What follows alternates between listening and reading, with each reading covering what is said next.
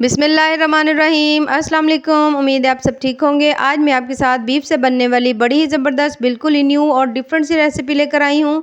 ये आप बीफ से बनाएं, मटन से बनाएं, बहुत ज़्यादा टेस्टी बनती है। बहुत ज़्यादा मज़ेदार रेसिपी है। चलें जी शुरू करते हैं। सबसे पहले मैंने लिया है बीफ। इसमें हमने हड्डी इस्तेमाल नहीं की, गोल बोटी इस्तेमाल की है। उसको हमने काट कर अलग कर दिया है। 1 चम्मच इसमें अदरक लहसुन का पेस्ट डाल देंगे। उसके साथ ही अब हमने इसके अंदर डाल देने हैं स्पाइसेस। आप अपनी मर्ज़ से कम या ज़्यादा कर सकते हैं। मैंने 1 चम्मच इसमें नमक, हाफ़ चम्मच हल्दी और उसके साथ ही हमने इसके अंदर डाल देना है 1 चम्मच नमक। इन तमाम चीज़ों को डालने के बाद अब हमने इसके अंदर डालना है 1 चम्मच गरम मसाला या सूखा धनिया पाउडर, दोनों को मिक्स करके हमने 1 चम्मच डाला है।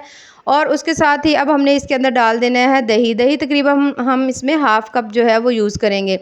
ये डालने के बाद अब हमने इनको तमाम चीज़ों को अच्छी तरह से मिक्स कर लेना है और इसे मैरिनेट करके तकरीबन 2 घंटे के लिए हमने इसको रख देना है।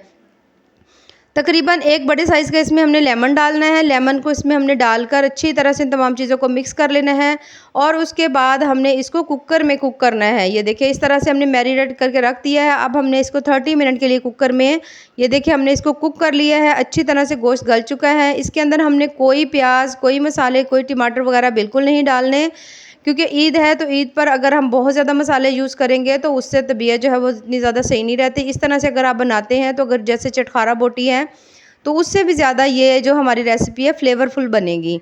अच्छा ये देखिए इसको हमने पैन में निकाल लिया है। 2 से 3 चम्मच इसके अंदर अगर आपके पास देसी घी है तो डालें, वरना आप इसके अंदर कुकिंग ऑयल ही डालकर इसको अच्छी तरह से आपने इस तरह से पका लेना है, भून लेना है। बहुत मज़ेदार, बड़ी ही डिफरेंट, बड़ी ही टेस्टफुल सी ये रेसिपी है और बहुत ज़्यादा हल्की फुल्की है, क्योंकि हमने इसमें बहुत ज़्यादा मसालों का यूज़ नहीं किया, तो इसलिए इसका टेस्ट तो बड़ा ही मज़े का होगा।